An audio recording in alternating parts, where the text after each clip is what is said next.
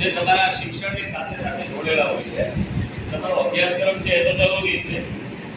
પહેલા ધોરણથી કરીને જ્યાં સુધી આપણે ભણવાનું હોય છે ત્યાં સુધી ભણવાનું, બરાબર. તો એની સાથે સાથે વિવિધ વિષયો ઉપર આપણને માહિતી પણ હોવી જોઈએ, જેથી કરીને આગામી ભવિષ્યમાં જ્યારે આપણે ક્યાંય જઈએ છીએ, બરાબર.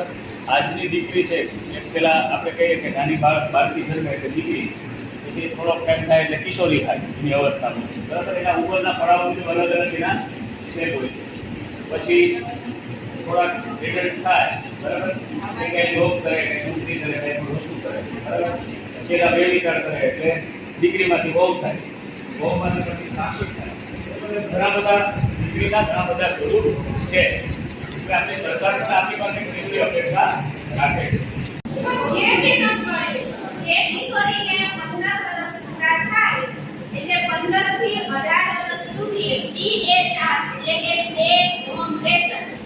એમાં તમને કે પૂર્ણ શક્તિના 4 પેકેટ આપવામાં આવે છે. 15 થી 18 વર્ષની કિશોરી હોય એને DHR ના 4 પેકેટ દર મહિને આપવામાં આવે છે.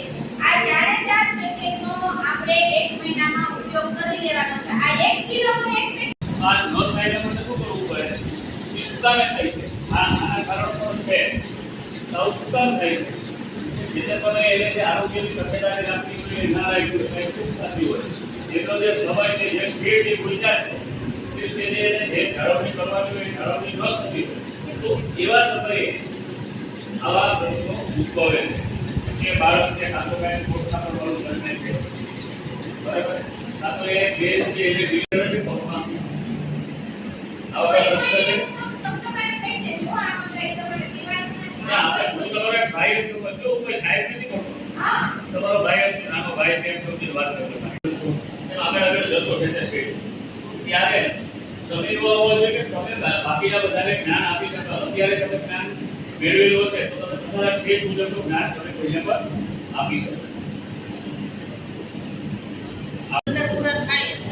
15/2/2024 ના રોજ જેના 14 પૂરા થઈ ગયા હોય એ લોકો વેક્સિન લઈ જ જાજો. અને લિમિટ કેટલી? શું એ 15 મે એ 14 પૂરા થઈ જાય અને ક્યાં વર્ષ સુધી નામને? આપણે એમાં એવું છે કે આપણે 1/11 થી 29/12 સુધીના પેલું કેમ્પેન હતું એમાં આપી દીધું છે, બરાબર. એટલે આ બીજું ચાલુ થયું છે એ હું સમજી ગઈ કે તમે એમ કહો છો કે આ 5/2024 મોટી તો બધી લીપાઈ ગઈ છે કેમ કે એની જે 15/5/2012 ની જે નીચે નોંધાણી છે ઈ એની 16 તારીખ